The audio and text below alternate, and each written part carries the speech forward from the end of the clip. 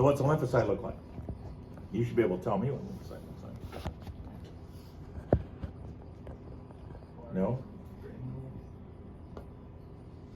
Agranular.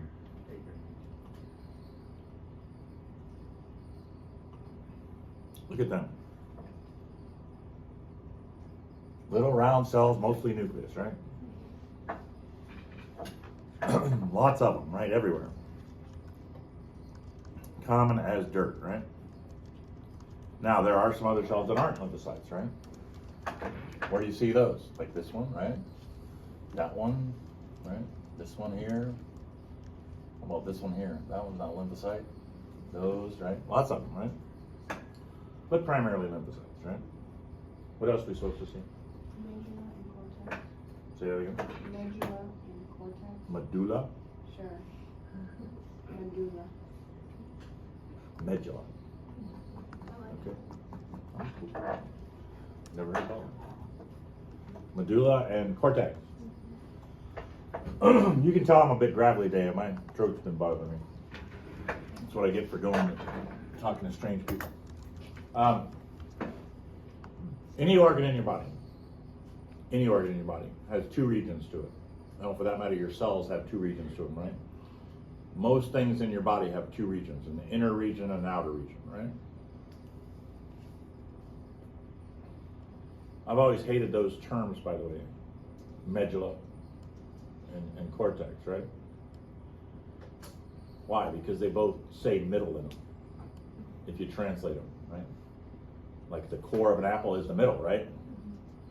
But in this case, it's not, right? So the medulla is the middle, right? Think M for middle, right? Medulla, right? The cortex is the outer part. Think Texas, it's another planet, right? Why is Texas so weird? I don't know. Why do they gather in those dense shapes? Let me go back down to the thing that show. You're talking about the medulla and the cortex of this Yeah, organ, right? like whenever you're So on this one, if you look at it, right, you can see a distinct difference in the color, right? Medulla, cortex, right? Easy to see, right? So what you have is you have a difference in concentration of cells in the middle and on the outer edge. Now in most organs, not all, most organs, the cortex is much more functional than the medulla. The cortex is the working part in almost all of your organs. And the medulla is the, like, structural part, holds it together. Brings in the blood flow, takes out the stuff, right? Does the mechanics of keeping it running, but the working part is that outer part. All right, what's next? Is that everything on that one? What's next? No, it's not. No, it's not. Oh, yeah, it is. My bad, my bad. We're looking at a Pyrus patch. Pyrus patch. We're gonna look at a Pyrus patch? Why do we want to look at a Pyrus patch? And what the heck is a Pyrus patch? They're in the intestines.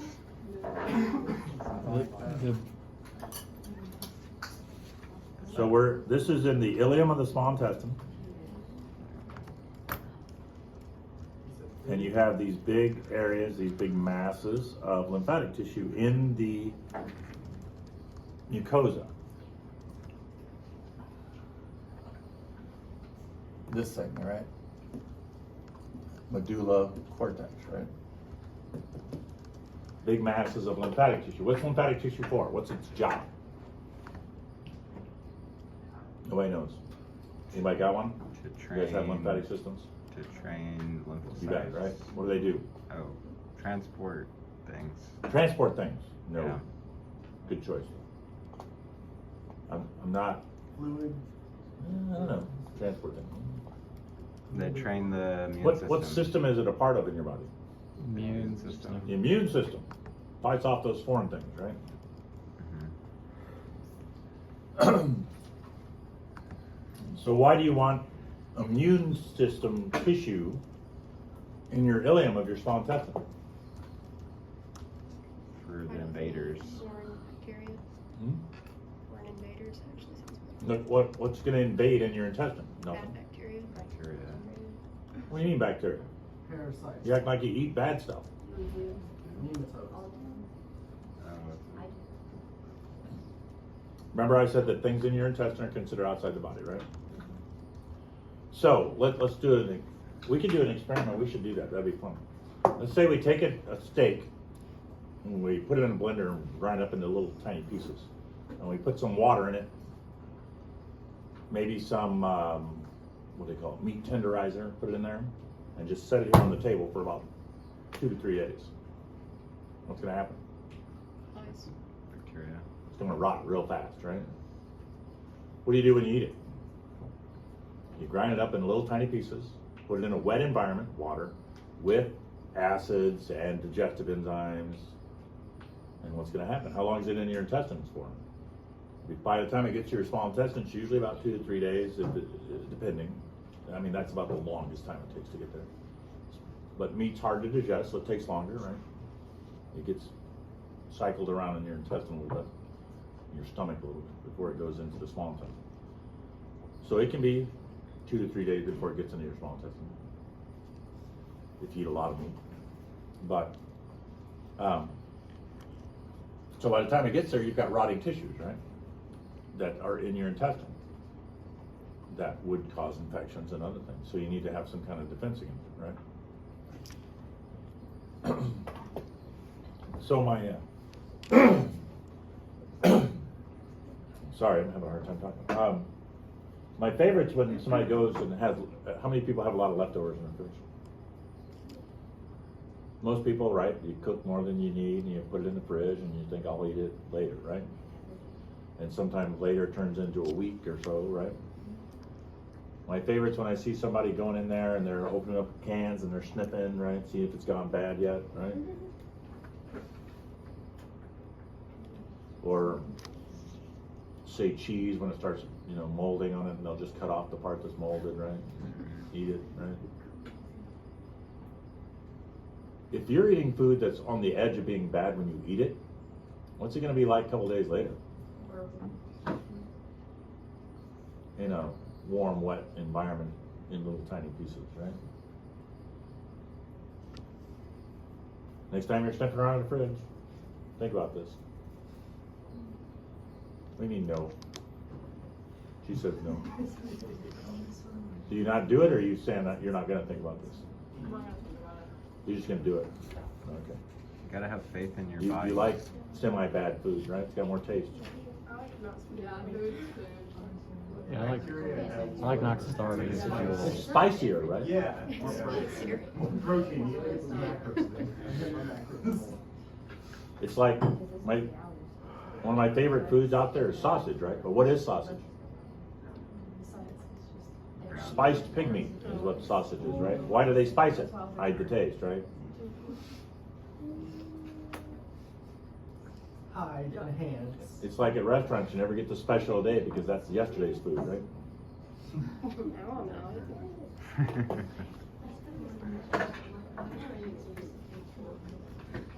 know. All right, you're all going to lunch after this, right? Yeah. All right, what's next? Fire's patch, easy to see, can't be. What's next? So we're supposed to be pointing out medulla with medullary cords. In the fire Yeah. patches? And then encapsulated. Oh, I thought they were triangles. Yeah. We're in Fire's patch right now. Are you guys still in the truth? You want to look at an actual lymph node? This is. What's the difference between a lymph node and a lymph gland? Simple answer is, does it have a capsule or not? That's it. That's the only difference between them. They look the same other than that. Look at this one. You see this capsule right here? Around my edges, right? Little connective tissue there with some adipose up here for padding, right? So lymph gland, and they've got these indentations, these medullary cords that go into it, right? Wait, so the lymph node has a capsule or the lymph gland has a capsule? Lymph node has a capsule, yes. So if you look at this, let's see how low I can get it. How about in the back? Can you see all that? Yes, okay. So what do you see here, right? This is a capsule, so obviously this is the outside. And then it goes and you've got this area here, which is kind of dark, and then you've got this weird part in the middle that's really light, right? So cortex, medulla, right? Wait, can you do it again? Show it again. And look at this, big thing going down, right? It's subdivided into little pieces, right? Like these medullary cords that go down. Look at how that one goes all the way, almost all the way across there. Big masses. There's some nice medulla there. That's a nice, easy way to see it, right? Cortex here, medulla there, right? As I said, functional parts out here. This is more structural, right? In nature.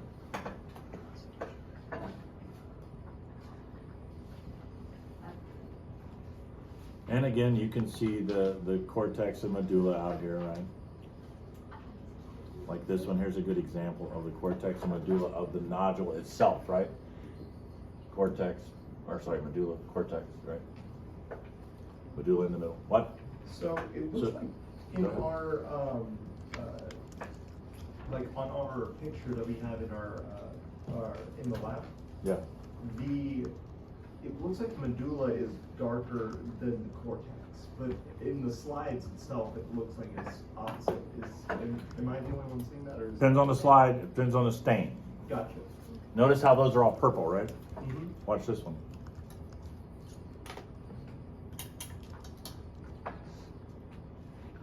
Hey, look, it's pink, Gotcha. right? And how about right there? Yeah. How about right here? Right? Yeah. So, it depends. Those look like a medullary cord. So what's a hilus? Hilus? Hilus? No, no. Hilus is the, Bottom of the cortex. you see this here? You said it. Hilus is where the blood vessels and the nerves and stuff go into the medulla of the organ. It's just like a tube that carries in the blood vessels and lymphatics and all that stuff. You may or may not see it on your slide, but when you do, it's fairly prominent and easy to see. What's the difference between a medulla and medullary cord? Medullary cords are the connective tissue cords that kind of hold it together. In the last slide, you don't see it very well on this one. Let me go back to the last slide. I'll show you what I'm talking about. Are the medullary cords, they're always in the medulla? Yeah.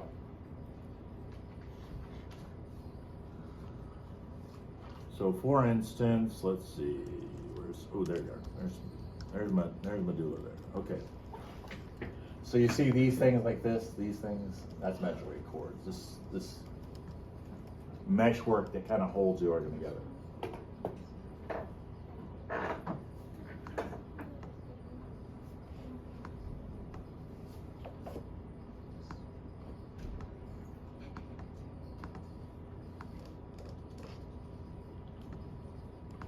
Alright. Is the hilus? Didn't I just talk about the hilus? Yeah. It's the river-like substance. Is it always in vaginations or? Hilus. So it's always whenever it kind of goes in. Hilus is the area where, as I said, the blood vessels and the lymphatics and the nerves come into the center of the organ. But they have to get to the center somehow, right? They have to come in from the outside, right? Okay. So if you cut it right, you will see it. If you cut this maybe a centimeter further up, you wouldn't see that, right? Yeah. And if you 't it maybe a micron lower, this would be go further in, right? Because it depends on where you cut it, right? Lots of lymphocytes here. Pretty boring tissue, really, but very functional. Highly functional in your immune system. Anything else? Lymphocyte, lymphoblast. Lymphocyte, oh, those are weird. Then we start getting into weird different types of cells, right?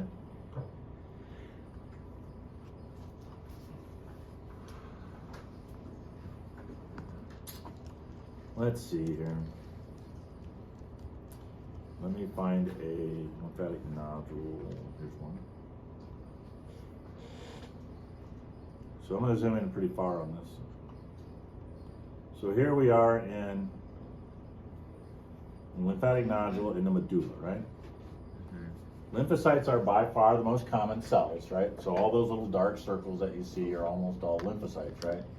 But you notice that they're not all the same. These are lymphocytes here. You can see them, that dark nucleus, that dark kind of roundish nucleus. Lymphocytes are all over the place, right? But every once in a while you're going to see one like this, or like this. It's lighter. See how it's lighter, and you can actually see the little nucleolus in it. And then, like, here's a good example of one here, right? And then there are a few that are much bigger, like this one here. This is much bigger, right? Bigger, bigger, bigger, this one, right? So there's 3 different types you're seeing there, right? And so what are your options? Lymphocyte, lymphoblast, reticular cell, and free macrophage. So remember, macrophage are big. They're probably twice at least the size of a lymphocyte. So the biggest one you're going to see is going to be a macrophage, right? So where's the biggest one we're going to see, right? The big one on the left. Probably that big one that we just pointed at, right? That one up there, right?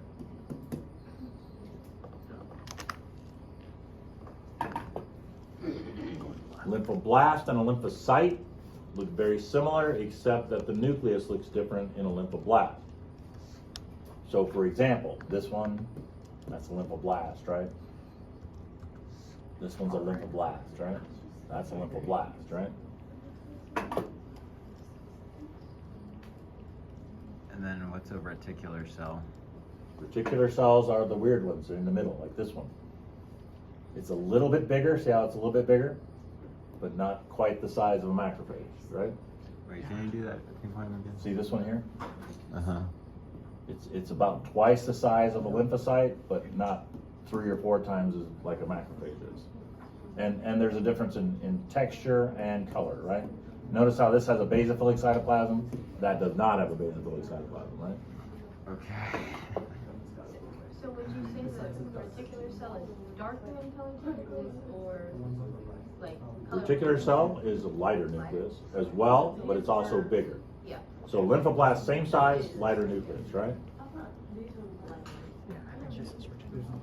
Reticular cell, Will you help us kind of distinguish on our slides, because I'm very confused. what are we confused about? The far left is, I'm confused on which one on our slides, like. I can't even see, I don't have it. This one? Yeah. Okay, we all have it. Yeah. I was like, That's we a all nice have picture of it. different things. What about it? You said the reticular formation. far left is free macrophage. I feel like No. It's not? The macrophage is that V shaped in the middle. Those 2 big ones there are macrophage. The reticular cell's on the left. You said the reticular cell's more basophilic. And the lymphocyte is the second one, yes, and the lymphoblasts are on the right hand side, yes. Everything else is right. So you just got those 2 backwards. You said that. So lymphoblast is the one. So macrophage and reticular cell are both bigger, right? Yeah. Yeah. So then you look at the shape and structure of the nucleus, right?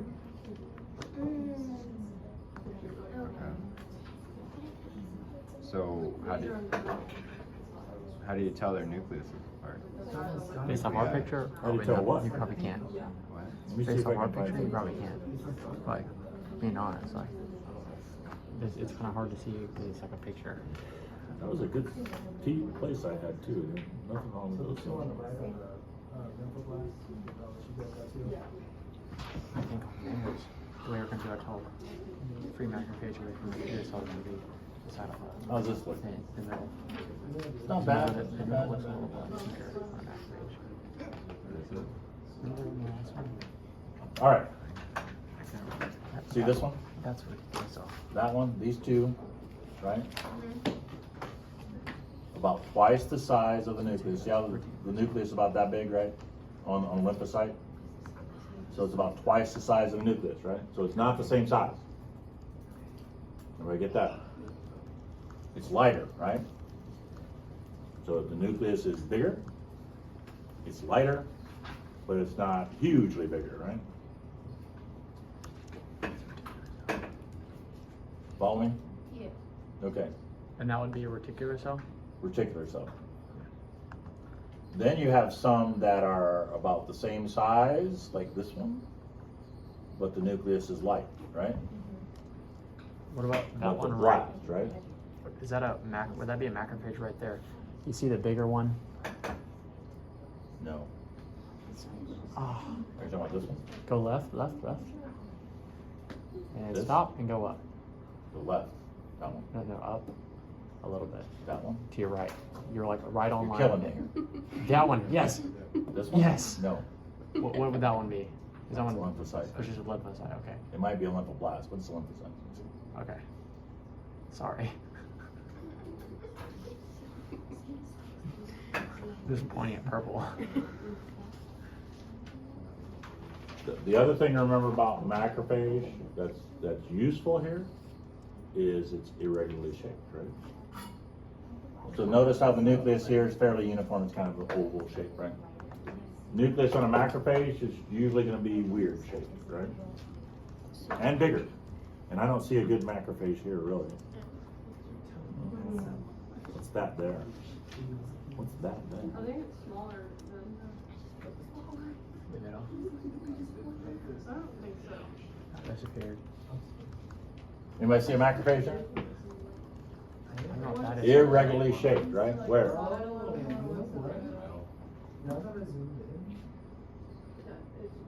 That's the only reason I hold it. Piece of cake. Yeah. That one down there, like that has like two things in it. What is One that? down there has like 3 things in it. Yeah, it looks like it has like two almost. Here. That that one looks similar to the one I So was thinking. lymphocyte, and that is probably a macrophage. See how it's got a long, skinny nucleus? So you'll be able to see the nucleus better in a reticular cell. Will I do what? You'll be able to see the nucleus better in a reticular cell. Yeah, it's lighter. It's easy to see, right? Okay. There's one here. There's one there. There's one there. There's lots of them. One over there. Okay. Everybody's spazzing out. No. Tests are tough. Lab practice will suck. What's the average on the first lab practice? 40. What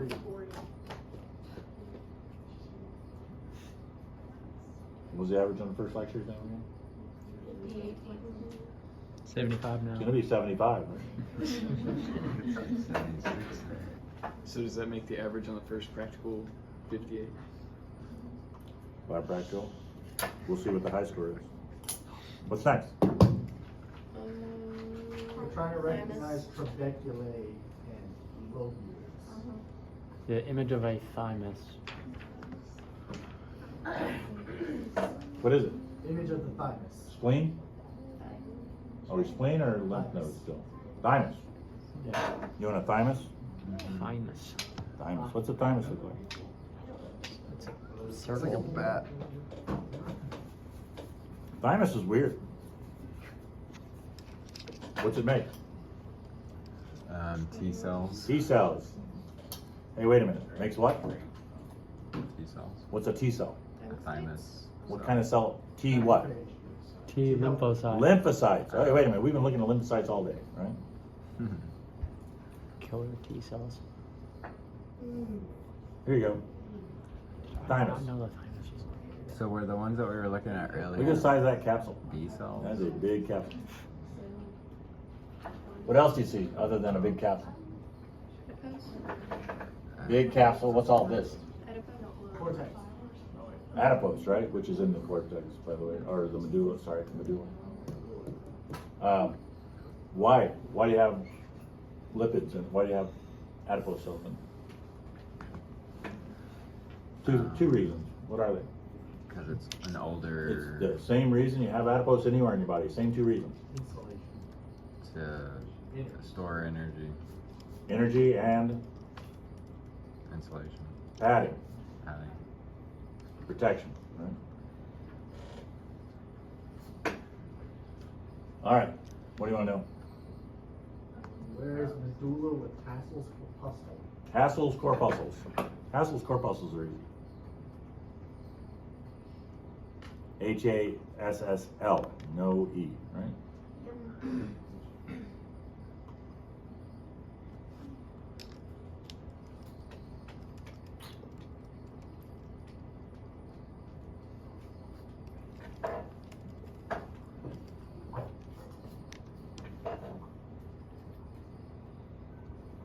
All right. Lobule, right? That's what a lobule is. You can see the, right, lobule, right? Each one of those cortex and medulla units is a lobule, right? What's the space in between them? Like that white gap there in the middle? So here is the medulla, right? This is the cortex, right? So in here is a Hassel's corpuscle. We'll zoom in on a little bit more. There's at least one, if not more, right? There's usually more than one in there, but there's at least one. So where's something that looks different? The round circle, blurry. Yeah. Look at that thing, it's weird, right? It's obvious and it's weird. It's not a blood vessel. It's not a macrophage. It's weird, right? That's a Hassel's corpuscle.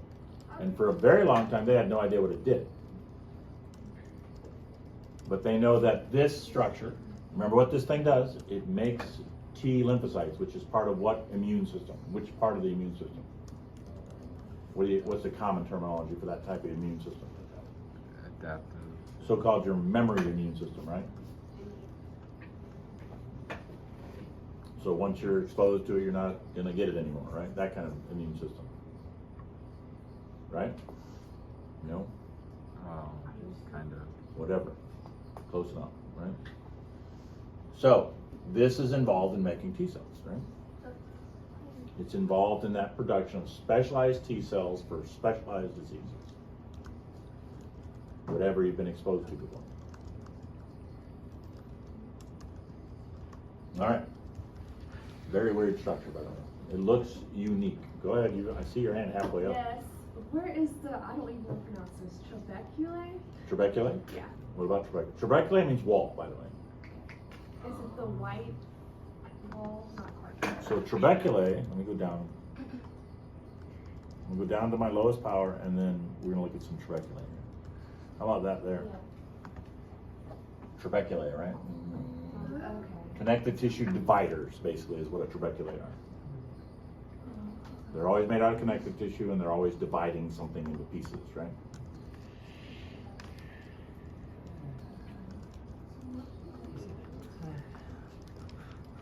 And your picture is probably that white band there, right? Yeah.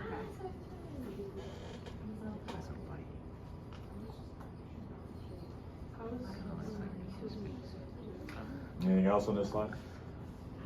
No? What's next? The capsule. What's the capsule on this one? What? The capsule. Was Capsule that what? pink thing on the outside? It's a big, thick connective tissue on the outside. Okay. This way. What's next? So we're triggering is that globule together. Spleen. Oh, actually, there's a tiny. What's a spleen? Organ. Tiny one. Yeah, trabeculae and mobule go together. Another lymphatic organ, right? How many of these we got? It seems like we got them every other minute. It doesn't have enough. Is there not enough arrows? No. There's one. Spleen slide, yay. Oh yeah, he's right. Is it? Hey, look at this one. What's it? The medulla is darker on this one. That can't be right. They're supposed to be lighter, right? I didn't know. So which one is it? Well, we think so. I think that's the capsule. So what's in the medulla of this one? This is capsule and that's lobule. Yeah, but this is the same. So first off, capsule. Nice big thick capsule, right? Can't miss it. Everybody see the big capsule up there? What else do you see? What else you got to label? Reticular tissue. What? Reticular tissue. Whatever. Okay. Another term, right? Another word. Reticular tissue in any organ is the tissue right under the capsule. Almost always that's the case. So if you see the term reticular, it means right underneath the capsule.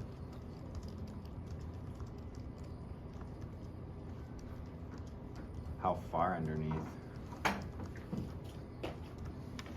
Like So, how far deep You does see, it go? you can actually see it. See that from here to about there, it looks the same, and then it changes, right? Oh yeah. So this is the reticular tissue, right? Okay. You can see a distinct change in the structure of the cells, right? For example, this one, reticular tissue goes down to about here, right? And you can see that change.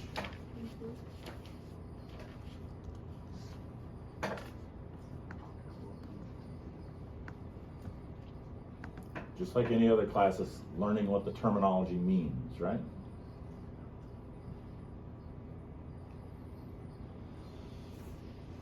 What else you have to see?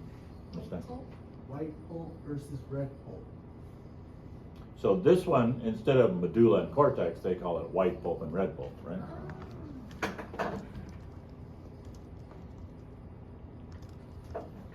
So which one's which? Good question. Right? And trust me, I always get it mixed up too. So I think the white pulp's in the middle and the red pulp's on the outside, but don't quote me on that. Somebody better check me on it. Yeah, I think it all kind of looks red and purple. Might be the other way around. I always get it mixed up. I think he's right. Is that red ring there a central artery? That's an artery, all right. What's it say? Artery and what? It just says central artery. Central artery in the what? Oh, no, it doesn't say that. Does it say? No? Do that. White pulp would be the medulla. White pulp is in the middle. That's what I said, right? I think. Yeah. Ooh, I was right. I'm impressed.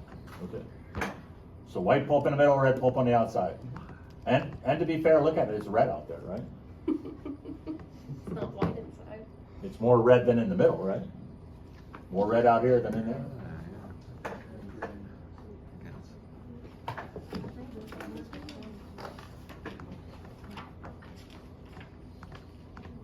To be fair, any of your lymphatic organs are not very exciting, in my opinion. There's not a lot of diversity. They all kind of do the same thing, right? You guys know where your lymph nodes are, right? How many lymph nodes you got in your body? 36. 50. Thousands of them, right? Tons of them, right? You have 6 majors and bunches of minors, right?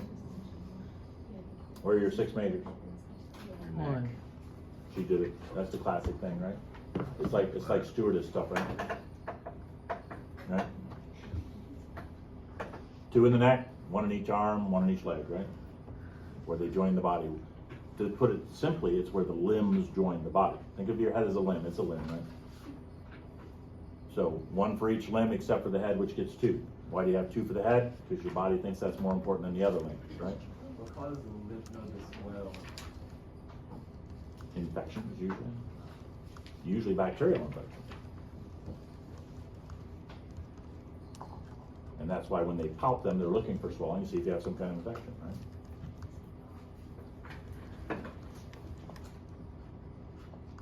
So do you think the head's more important than the other limbs? Yes. Can you live without the other limbs? Can you live without the head? Probably not, right? It might be more important than the other limbs. All right, what am I talking about other than the central artery? Everybody sees central artery, it's easy, right? It looks like an artery because it is, right? No? Yeah.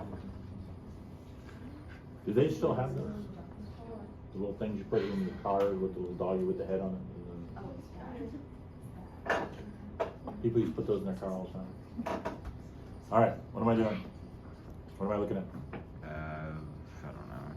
I don't know, something else? What is it? mesenchyme of embryonic tissue, connective tissue? Mesenchyme. Packing. Oh, this is gonna confuse you a lot. That's just a big. Because mesenchyme is very undifferentiated, right? It's very generic. And so you're gonna be like, hey, that looks like lymphatic tissue. It does kind of. Oh. This is a slide right out of embryology class, by the way. So mesenchyme is very generic, right? That's mesenchyme right there. There you go. Whoopee. Exciting, right?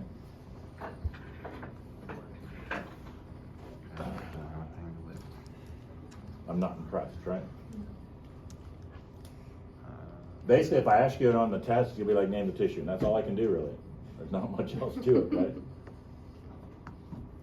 What kind of tissue is this? It's mesenchyme. It's very undifferentiated, very unspecialized. It's only in embryos. I don't know what to tell you. Simple. Right? Yes, sir. If you really want to start differentiating it, it has a few characteristics in it that make it unique from others. I don't want to confuse you too much, but I didn't interrupt. Before. you Sorry. need to say it louder, whatever it is. Yes, I do. I was wondering, on the lab practical, will we have to tell you where it's from? Like, say, for example, this, we have to tell you, like, it's from the embryo. Like, or another What do you mean part. from the embryo? Like, the tissue, like, we have to tell you, like, what, like, do we have to What tell you, organ like, it is? Yeah, like, this is from the Like thymus. if we say the thymus, right, if I show you a thymus site, can I ask you what organ that is? Yes, I can. So, Is that gonna help or make it worse? no, probably worse. Well, I'll tell you what, early on that's an issue, but later on, if you don't know what organ you're in trouble, right? Do you know how I interviewed for my first job as a histologist? They gave you a bunch of slides. I came into a room where they had a microscope. It was they used to have multi-headed microscopes, right? So one microscope with like six of these things on it where everybody could see it, right? And they basically had me sit down over there and they started flapping slides up there and said, what's this, what's this, what's this, what's this, what's this? That was my whole interview. Very practical interview, right? What tissue is this? What are those cells? What do they do, right? So no, knowing what organ it is not important at all.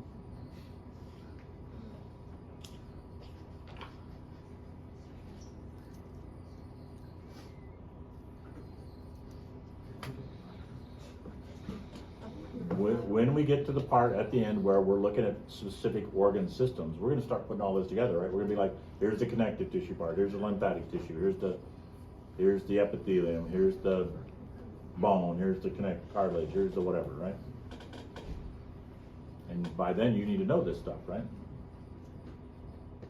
So as far as this one, this is mesenchyme. Mesenchyme, you see these weird little, almost like fibrous background stuff on them? Looks like little strings in there, right?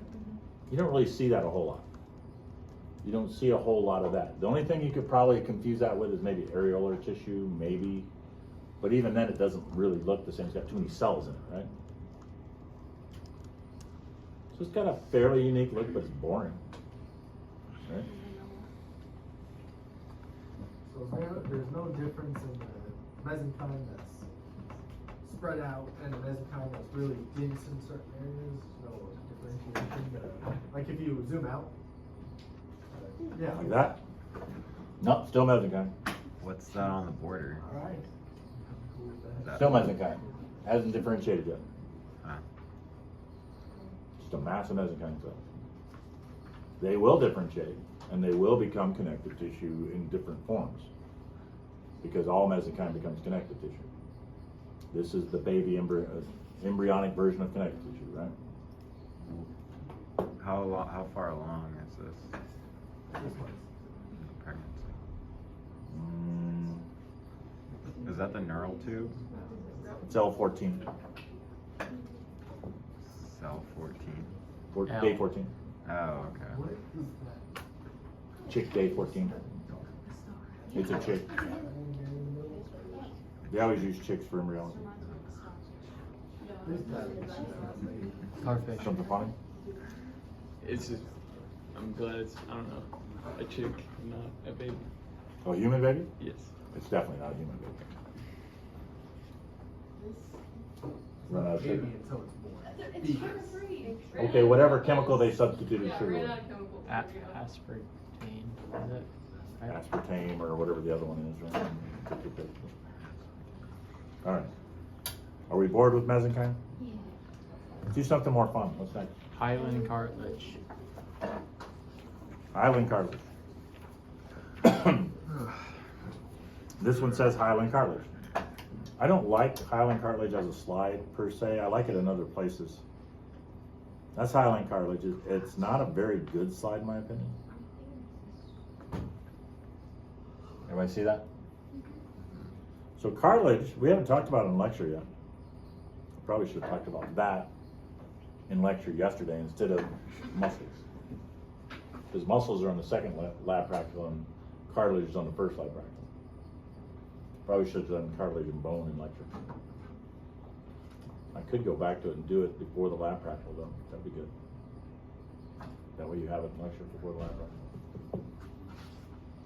practical. So cartilage, it's all about the matrix in cartilage, right? Any connective tissue is about the matrix, right? That's the background tissue, remember, right? Or is it about movies? Bad movies. Oh, I'm sorry. Maybe you liked them, I'm sorry. No? Are we speaking the same language? Am I using a foreign language? I don't know. English is kind of a foreign language.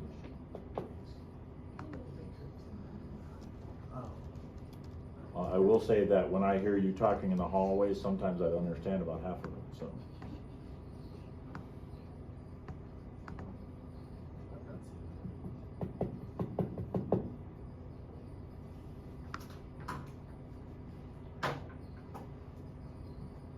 You need some paper towels or something? Want some of these skin wipes? I don't have any Kleenex in here. She's trying to spread her germs to everybody. I want you to wipe your nose with your pen. All right, matrix. Connective tissue matrix is got. There are 3 different states of it, right? What do I mean by states? Texas, Oklahoma, right? States. No. Structural states, right? As in liquid, gel, solid, right? So cartilage, what's the matrix? What's the structure of the matrix? The state of the matrix? Kind of jelly. It's a gel, yes. The matrix of cartilage is a gel. So where do the cells live? Between. Lacunae, which means hole or pocket.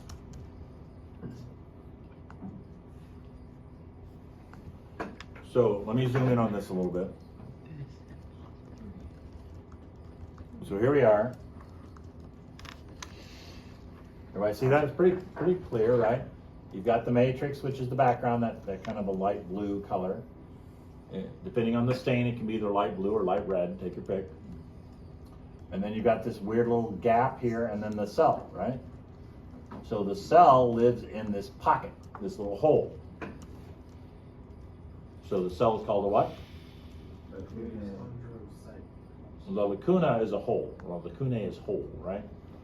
So the lacunae is this hole. Well, what's the cell called? Cartilage cell. Chondro means cartilage, cell, right? Chondrocyte.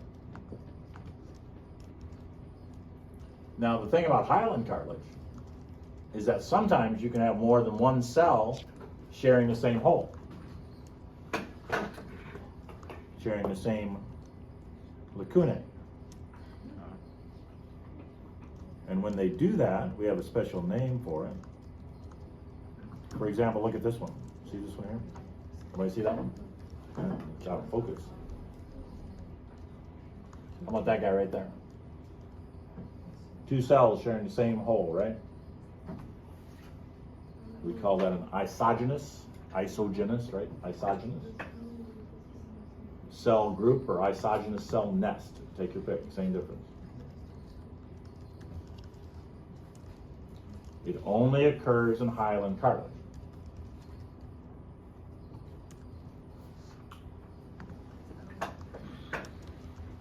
What does hyaline mean?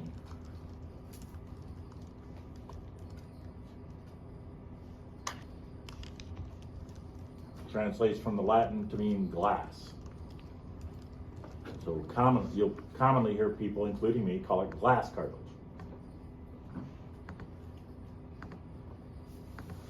And the reason it's called glass cartilage is because the matrix is very smooth looking.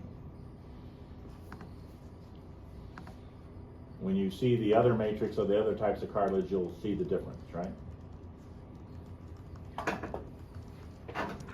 Anything else I'm missing? Perichondrium.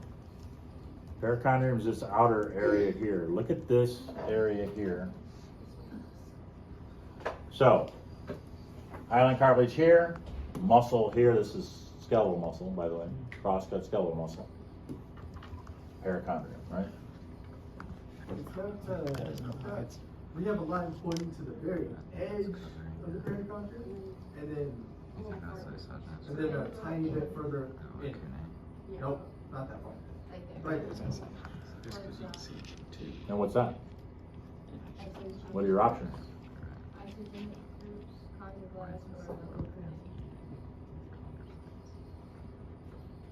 So the very outer. So what haven't we covered yet? Chondroblast? So what is a chondroblast? Remember what I said? It makes cartilage. Cartilage, because of the matrix state, the only place that you can make it is on the edges. Yeah. So these cells, these weird cells here on the edge, are chondroblasts.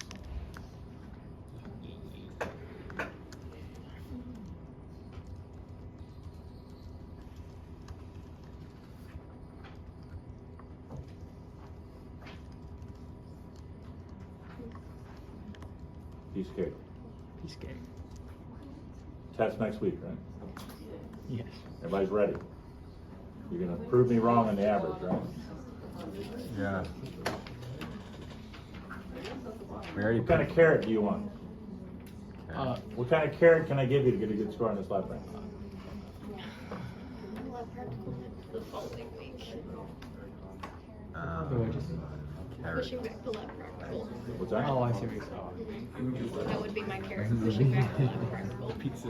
I don't know. I have time to push my I'm at like such a all my classes are in a row that at this point I just gotta like. It's what it is, it's just gonna suck. How many people are gonna get an A on the lab rank? We're gonna what? Try to. See, that's bold talk. How about you bring us like some candy to the lab practical? That'd be good encouragement. Candy. I don't want candy. I want like Brahms ice cream. What with- if our average is with over a brownie? 40? We have like a pizza. Over 40. Ooh, that'd be pretty solid too. These are all about the food. You know, when I have my chairs meeting, right? I meet with my chairs every week, right? I always bring them food to my chairs meeting. So you can just bring us the leftovers. Let everyone. You might not like the leftovers for that. It's like vegetables and dip and meat and cheese trays and stuff. Oh, meat and cheese trays is That's sorry, pretty that good, though. She's like, I would eat that. All right. Where are we? What are we looking at? elastic cartilage. Elastic. Oh, it's my favorite. I like elastic cartilage. Where is it?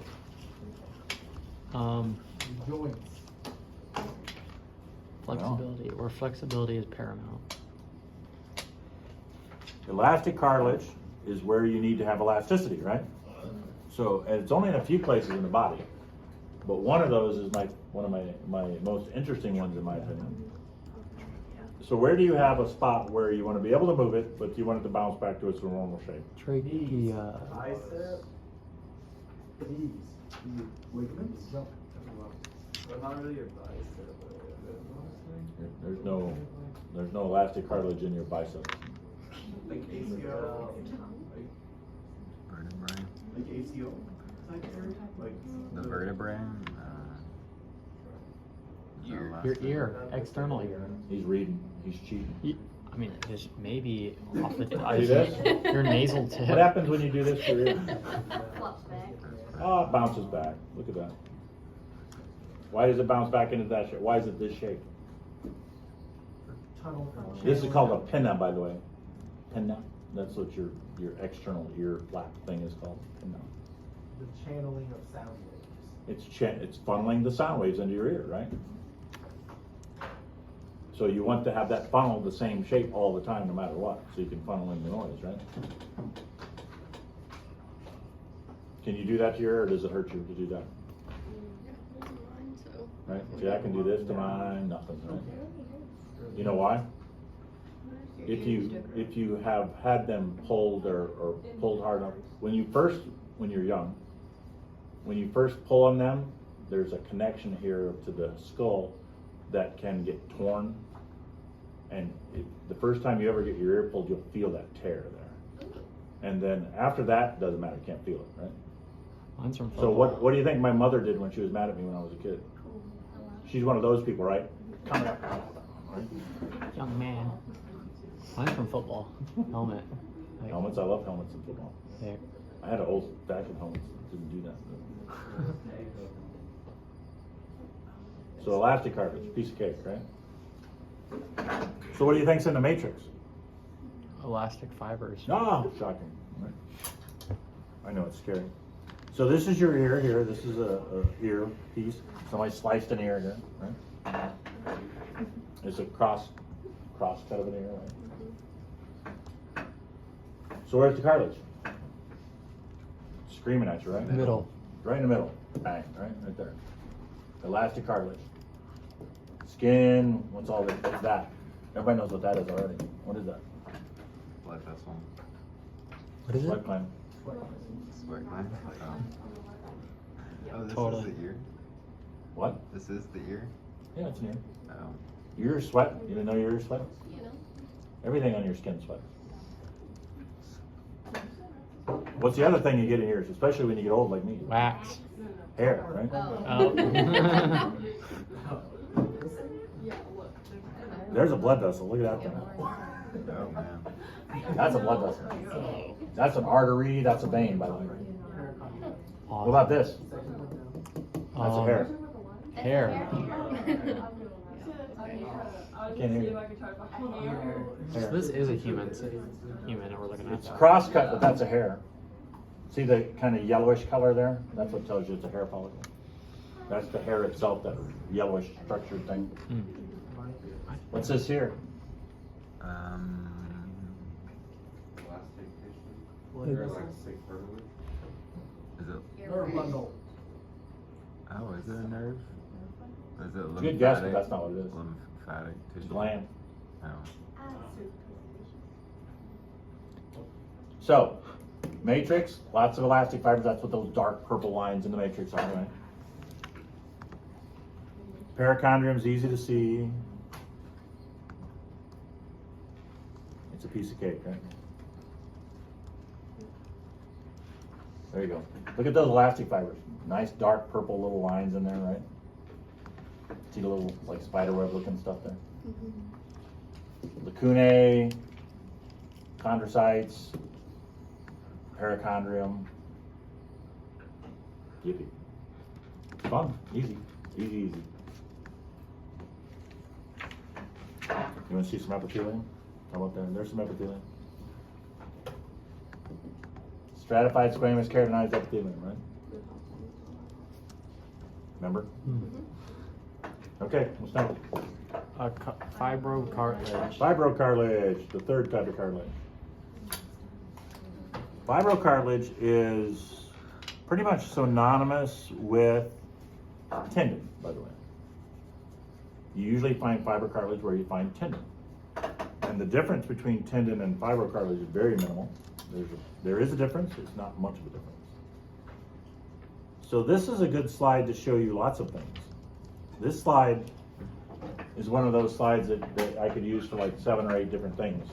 Just like, what's the other one that does that? Meissner's corpuscle slide. Yeah. Shows you probably 20 or 30 different things. This one can do the same thing. So we're right in the middle of it right now, and who can tell me what that is? What is that? We just looked at it. Highland. Island cartilage. This is this fibrocartilage one. I'm on my lowest power, but let me scan around a little bit. Let me tell you what you're looking at. That's bone. Then it goes to hyaline cartilage, and then more bone. Where do you have bone and then cartilage and then bone? Knee. In a joint. So you're looking at a joint, specifically like a finger joint. But this is a developing one. It's not an adult one. It's not complete yet. So, let's talk about fibrocartilage first. The place that the fibrocartilage occurs is down here.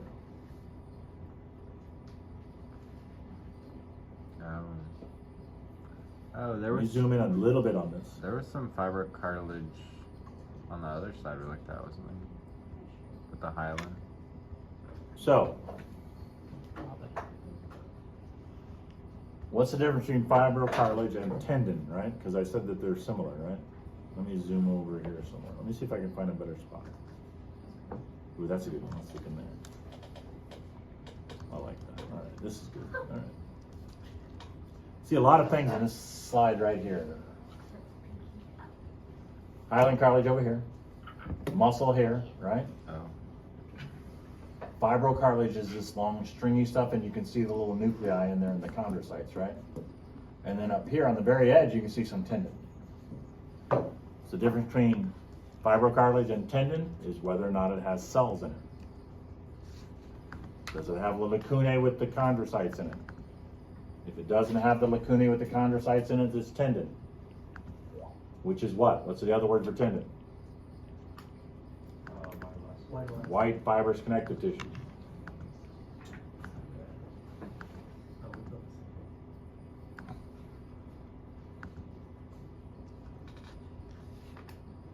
Anything else? We'll come back to this slide today.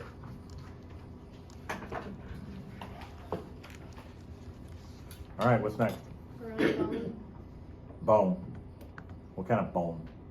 Ground bone. There's different types of bone, right? You gotta get the right kind. Do I even have a ground bone slide in there? I don't see one. Oh, there it is. Okay. Found it.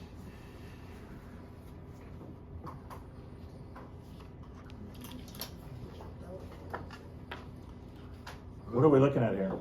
Big crack. We're looking at a broken cover slip. That's what we're looking at, right? All these, this is broken cover slip. Because bone, ground bone is thick, very thick. So the cover slip isn't flat on top of it.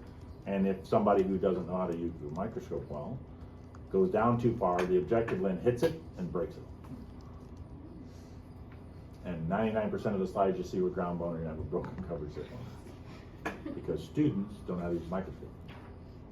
As I've told you before, right?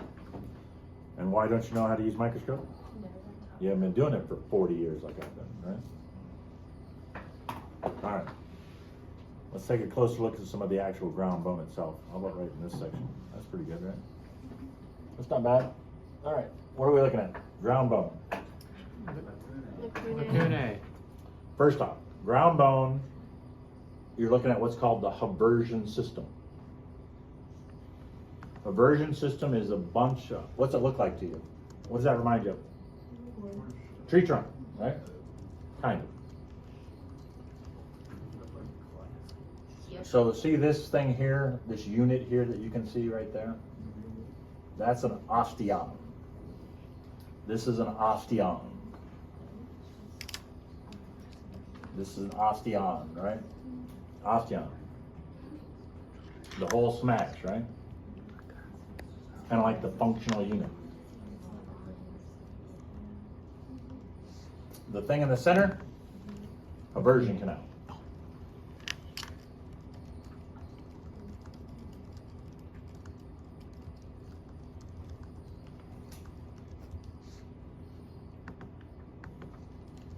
Notice that we have a Haversian canal and then we have these look like rings around it, right?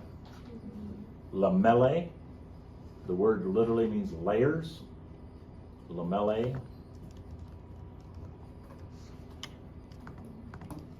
These lamellae of the osteon, right?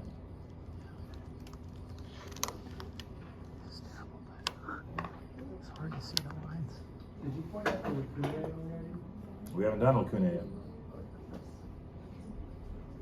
Let me go, where do I want to go?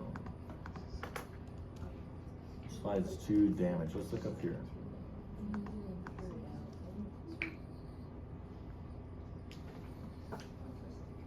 That's not bad. Okay. Let's look at this guy right here. Haversian canal. And you can see what, 3 lamellae? 1, 2, 3, right? It's almost like a weird eye, doesn't it? So what are these little squiggly lines that go between the Haversian canal and these weird little circles here? Fibers. The term for those is, Fold. in English, it would be tiny canals. Canaliculi. Canaliculi. That's it.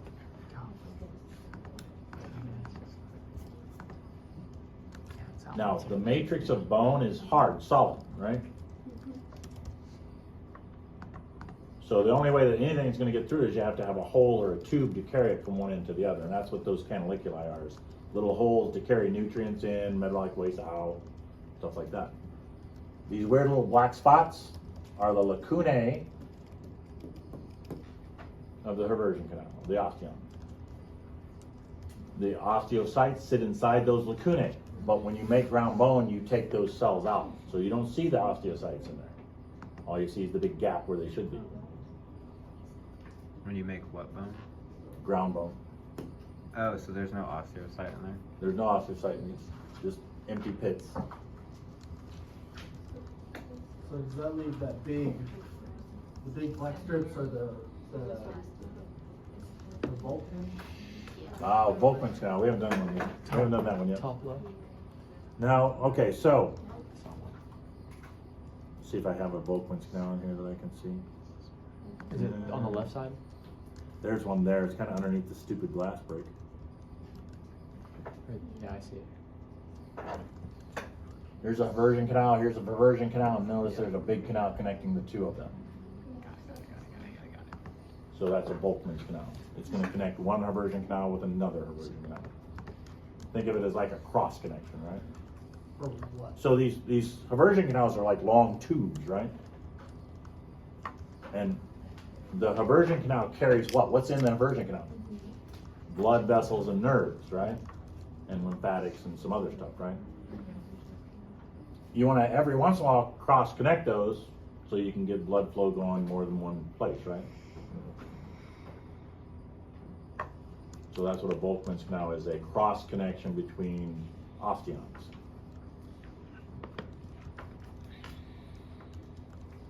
Is that everything? Did I miss something? Nope. Not at all. All right, what's next? Intramembranous ossification. Okay. So ossification is production of bone. Production of bone can occur one of two ways. It can either occur in a connective tissue, generic connective tissue model, or it can occur in a cartilage model. So the first type you said is intramembranous, membrane. Bone forming from a membrane, right?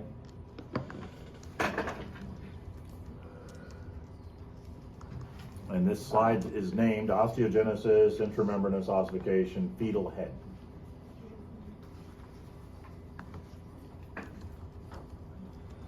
Not fetus, fetal, right? Like a humerus or a femur, right?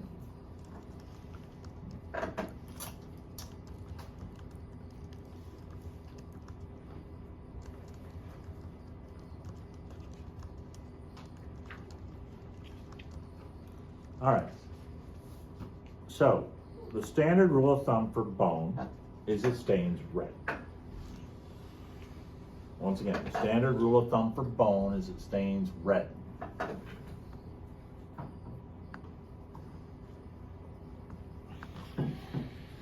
So these red parts here are bone.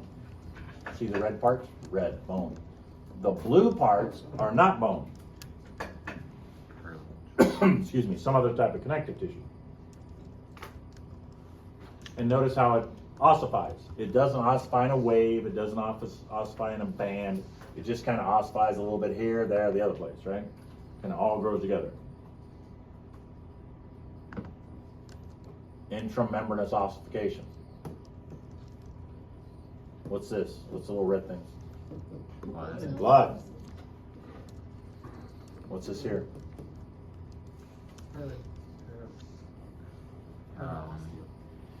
No idea. What do you got to name? Name something. Give me a name. What do you want? Osteoblast. Osteoblast? Osteoblast. Osteoblast along the edge. Yeah. Osteoblasts are always along the edge. Either inner or outer edge, but on the edge. So you can have osteoblasts here, you can have osteoblasts there, right? Here on the inside, here on the outside. Where else? What else you want to name? Periosteum? Periosteum on the outside, right? So osteoblasts occur within the periosteum. Osteoblasts also occur on the endosteum. Osteocytes. Osteocytes are the ones in the middle, these here, right, in the little lacunae, right? I think that's it. Connective tissue model. So, the model is the blue, the actual bone is the red, right?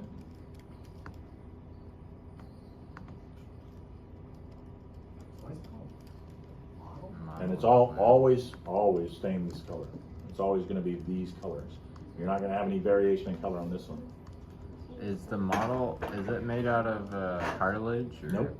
No? It is not a cartilage model, it's a connective tissue model. Specifically connective tissue. That's why it's intramembranous. Because if it were made out of a cartilage model, it would be the other type, which is what? Which is the next slide, I think. No? On ours, What about yours? I was wondering which one is, I know you said osteoblasts are on the edge, or inner edge, or outer edge, and the periosteum as well, but which part? Let's do some of this. Let me zoom in a little bit. How high of a mag do you want to go?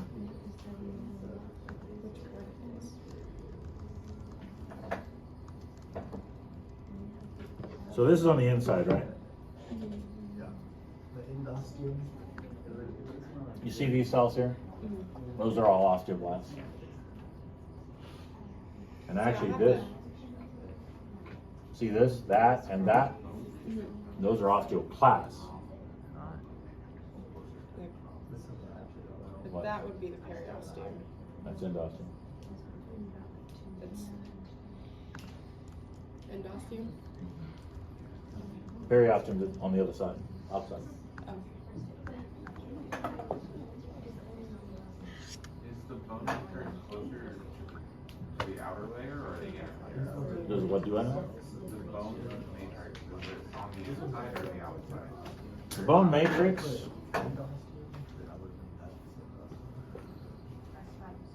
this is matrix here, bone matrix. The red stuff, right?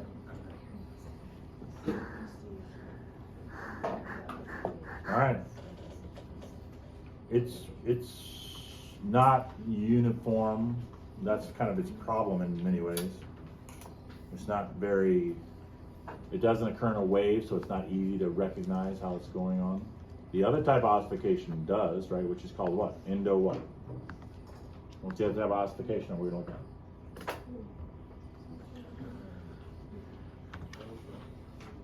What's the next slide?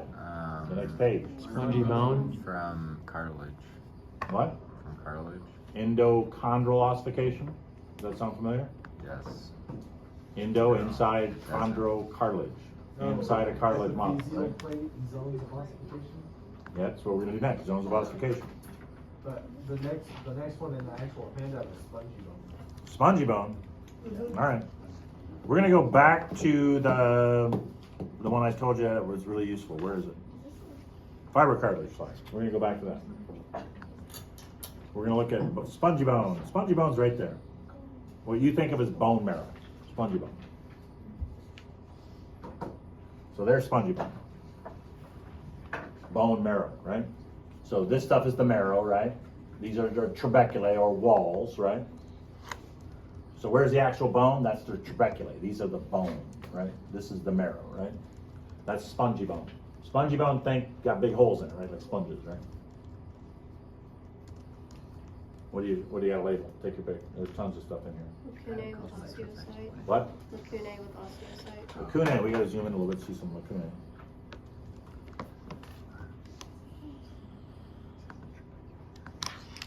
There you go. Can't miss them, right? Lacunae with osteocytes, right?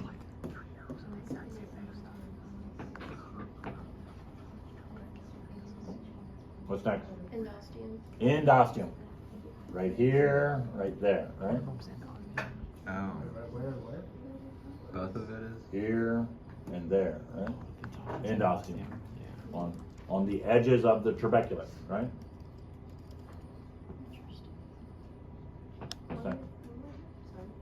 What? Can you point that out one more time? Osteoclast with Hauschiltz. Now, what did I say were the cells that make up the primary component of the endosteum? Osteoblast.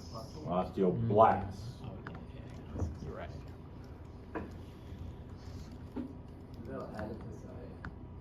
Adipocyte? I don't know, you guys see an adipocyte? What's an adipocyte look like? Big empty spot, right? How about that one right there?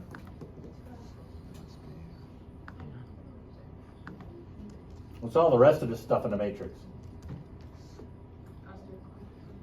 The stuff I'm not making you know, right? Osteocyte. All those intermediate white blood cell types, all those intermediate red blood cell types. Oh.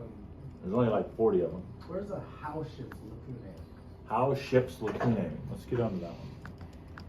All right, I'm gonna have to find one. There's one that's not very good. That one's okay. Where's a good one? That's a nice one. I like that one. Let's see. There's tons of them. Let's see. Where's a good one? Well, how about that one? I like that one. All right, let's look at that one.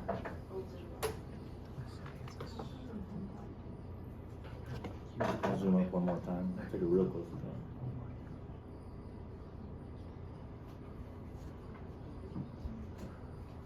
All right, trabeculae, osteocyte, and lacunae, right? And then you've got this depression here, see that? And then this weird thing looks like a parasite or something, right? Oh. That is an osteoclast, which tears down bone, right?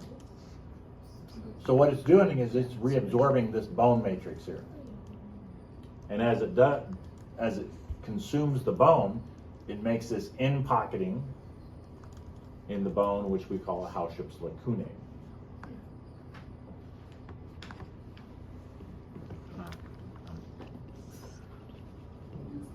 Why is it being tore down? Like, You are constantly remodeling your bone. You're constantly making it, you're constantly remodeling and tearing it down. And how that works is the more places you have stress on your bone, the more you build dense bone. So where you don't have stress on your bone is where they're going to tear it apart from, right? So runners, where's my runner? What bones of yours are strongest? Fib. Probably your legs, right? Yeah. Leg bones. All your leg bones are probably really strong, right? Lots of matrix in your legs, right? Because you stress them all the time, right? Weightlifters, they're going to have arms usually, right? Arms and legs, but arms, right? Make sense? Wherever you stress your bones is where it's going to get thicker. Wherever you don't stress your bones, it's going to get thinner. What about in ground bone? Is there remodeling in there too? Well, ground bone,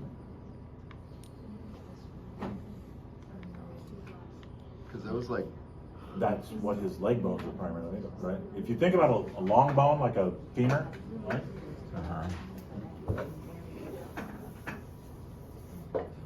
Is there a question back there that I hear going on? I hear talking. I don't know what they're saying. What's up? Confused on our picture. Is the endosteum the one, like, our picture has a little black line that goes on the edge of the teeth? Yeah, is that the trabecular or the endosteum? If you give me a second, I'll grab your picture and do it. Let me finish what I was talking about. I'll look at that in just a second. So I was talking about, so I had a question of, does ground bone remodel? And the simple answer is yes. So if you look at a cross section of a long bone, like a femur, right? You're gonna have the bone, and then you're gonna have the marrow cavity in the middle, right? So marrow cavity in the middle, and this is ground bone here, right? So you're gonna have spongy bone in the middle, dense bone on the outside, right? Or ground bone, if you will, right? So what happens is you can add on here. You can technically add on here, but not much. Mainly it's added on here, or reduce this size, right? So you can move this one way or the other depending on how you need it. If you have less bone marrow in the bone marrow cavity, does that? So you're increasing, decreasing the size of the marrow cavity, right? But you're also increasing or decreasing the thickness of that bone to make it stronger, right? So somebody who uses this limb a lot, whatever that limb is, you're gonna have less bone marrow, so you're gonna have less white blood cell production, but it'll make it up by taking that, adding to the marrow of a different bone, right?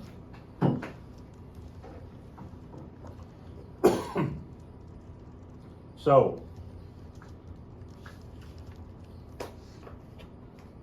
postmenopausal women tend to have problems with what? With their bones. Nobody knows.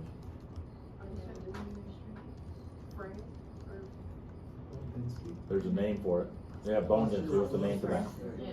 Osteoporosis. Osteoporosis, yeah. So what happens is they tend to get thinner and thinner bones. And that has to do with chemicals in the body changing as they're postmenopausal.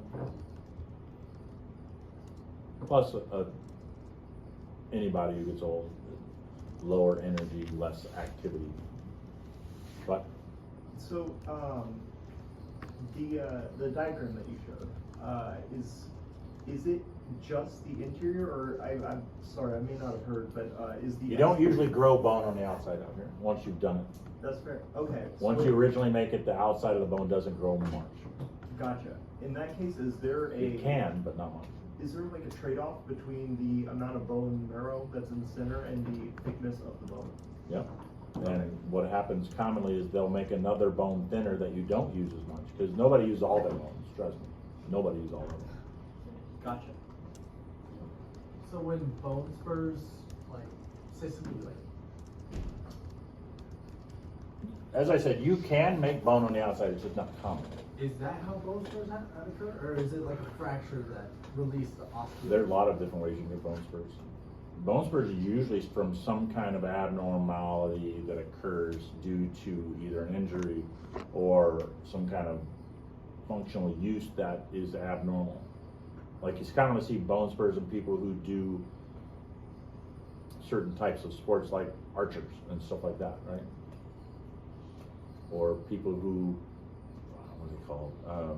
Like pole vaulters, long jumpers, those kind of people, right? Who do a lot of activity that we don't think of much as a normal activity of a human, right? All right, where's the picture that I'm supposed to look at? And what's your question? It was, which one was the endosteum and which one was the trabecular? I didn't want to put the lines. I don't know how to switch. The trabecular. Okay, so the endosteum and the osteoblasts are basically in the same spot. Yeah, that's a good question. So this line, that middle line there, Okay, I see what's going on. So the top one on your picture, I'm gonna draw this here. Your top picture there, you have the big pink band, and then you got a little dark line, another little dark line, and then this kind of thing going on, right? Yeah. What it's trying to do is just trying to outline this trabeculae there. Okay, so that's the trabeculae. Does that make sense? It's trying to say, look at the thing between these two, right?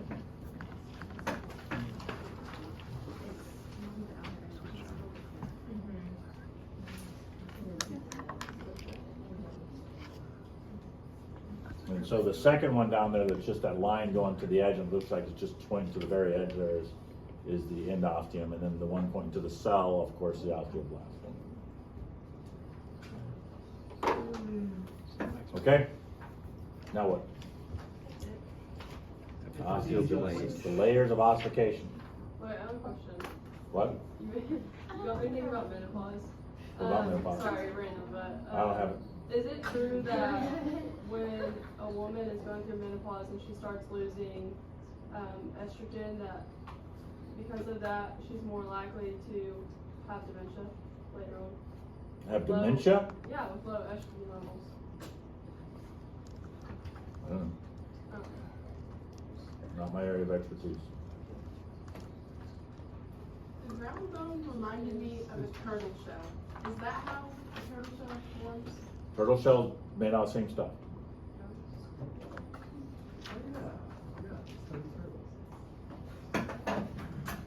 All right, we're still going to stay on the same slide for the zones of ossification. So what we're going to look at for zones of ossification is we're going to look at the place where the bone changes into cartilage.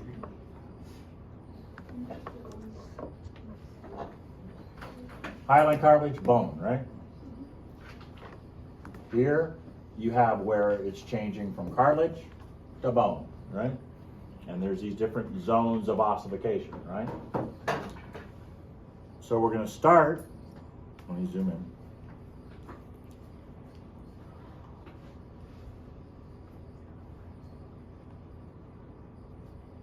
We're going to start here. This is hyaline cartilage, zone of reserve cartilage. Makes sense, right?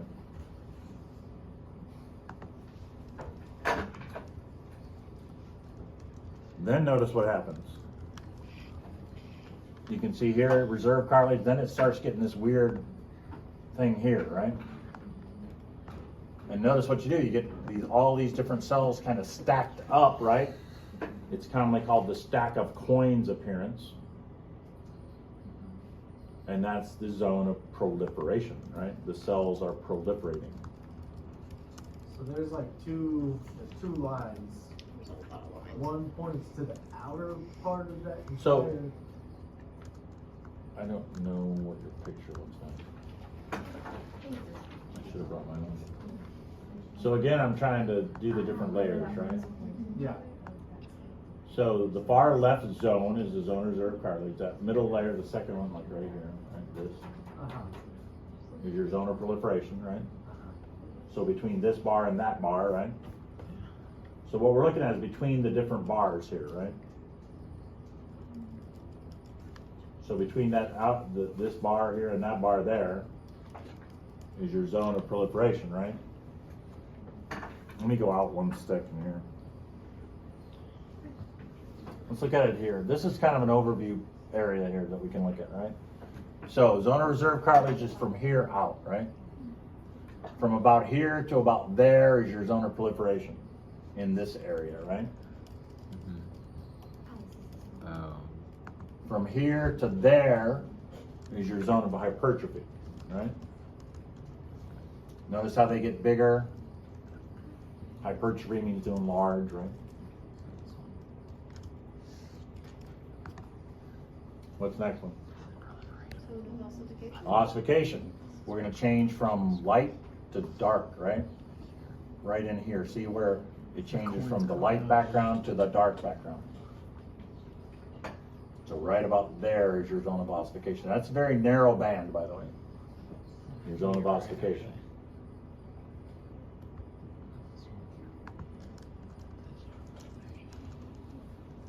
Next. Zone of regression. Zone of regression.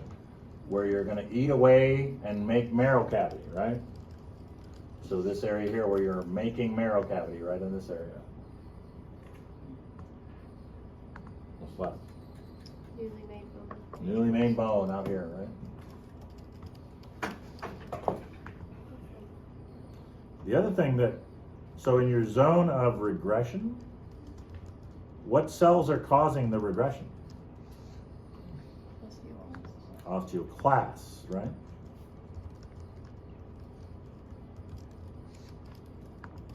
So the simple answer is in the zone of regression, there are lots of osteoclasts, right?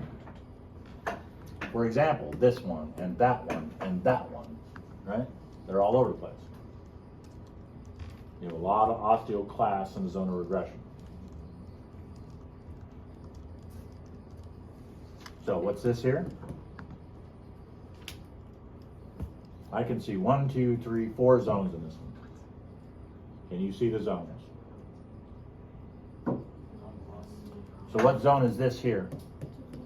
Zone of proliferation. That's proliferation, right? Stack of coins, look how they're stacked up, right? Here, zone of hypertrophy, look how they're getting bigger, right? Change in color from, I don't know, here to there, basically this is newly made bone right there, you can see it. This is the matrix of bone, right? The lacunae of bone. This is the matrix of cartilage here, difference in color, right? And so this is your zone of regression, and there's your newly made bone out there, right?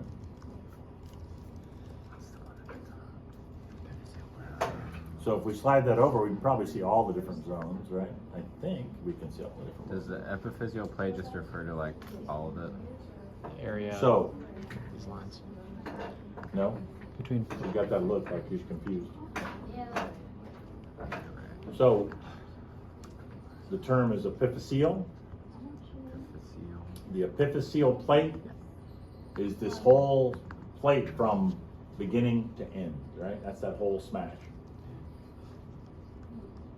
What we call it, you call it, most Growth people plate. call it, they call it growth plate.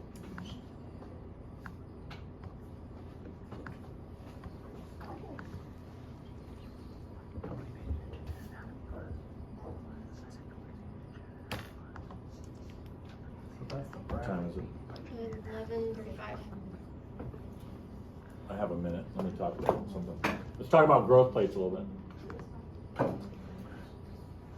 If I can interrupt your phone call.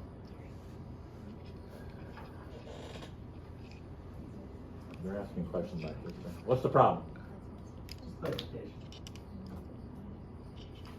You're asking questions. Can I help? Oh, No, I'm talking about one in front of you. Me? Yeah. Oh, no, she was just seeing if that was, we had the same thing. All right. This has got me a little confused, I'm not gonna lie. Who's confused? This is I easy think a stuff. lot more people are confused than just not saying anything. You have a week before the lab practical. Lab will be open, right? Study with your friends. Get help. Come to my office if you need office hours. I don't have office hours. Nobody ever comes to my office hours. What did you say the I have snacks in my office. it's the whole entire. Coffee, soda, energy drinks, usually water, The top's bracketed. tea, snacks of all kinds. Oh, Whatever there's the- snacks in your office? What? There's snacks in your office? In my conference room, yeah. Oh, cool.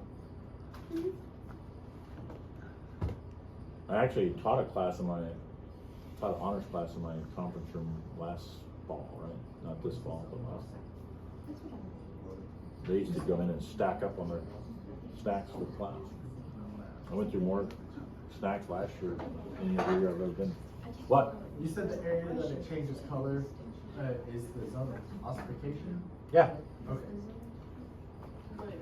So notice how it looks here and notice how it looks here. It looks very different, right? And you can see that it changes color right about there, right? Right there is where it changes color. I said left one. Okay, right here. All right, growth plates. Let's talk about growth plates a little bit. Anybody know what causes? Anybody know what causes this cartilage, which is hyaline cartilage? to proliferate, to increase in mass. Probably. So when you grow, when you grow, right? You got a long bone, right? Long bone, right? I'm a great artist, right? I should draw that better. Hold on.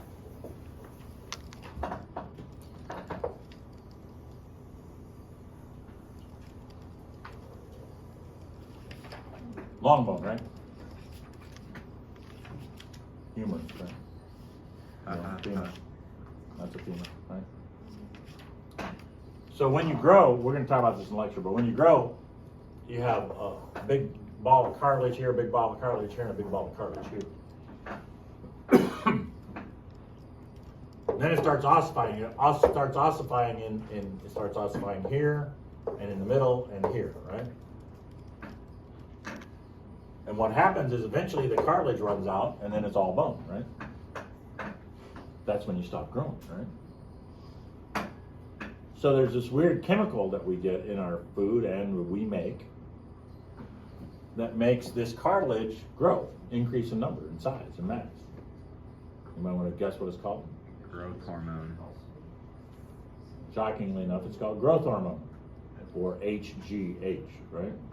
Human growth hormone, right? So it makes your cartilage increase. So the more cartilage you make, the taller you're going to get, right? What's the average height of a human today 5'8" males. in the U.S.? 5'8". 5'8", 5'9", maybe 5'10" now. 5'9", that's what it says. 5'9" is what the internet says, because the internet's always right. Always right, yeah. Is that the same in Asia? No. Why? Genetics. Survival of the fittest. Yeah. We had shorter trees over there. It's about diet. Diet. What do we eat a lot of that they do not? Meat. Red meat, Cows. specifically cow. Yeah. Cattle. Hamburger, steak, you name it, right? A lot more meat in our diet in general. Red meat specifically. Anybody here raise cattle? No cattle people here? My grandfather does. Buffalo. Any idea what they do to cattle to make them grow faster so they can get them to market? Antibiotics. Genetic modifications. Commonly, they'll inject them with something called BGH, bovine growth hormone. Would it impress you to know that bovine growth hormone and human growth hormone both act on both species? So if you eat a cow that's got a lot of bovine growth hormone in it, you're going to get taller.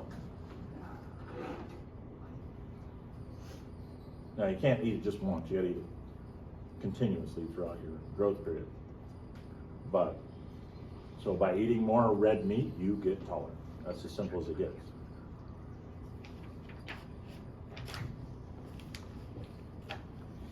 What was the average height of a human male in the Dark Ages? Anybody ever been to Europe? If you go to the castles in Europe, how big are the doors on the old castles? About 5 foot flat. That's the top of the doorway, right? So humans were shorter back then.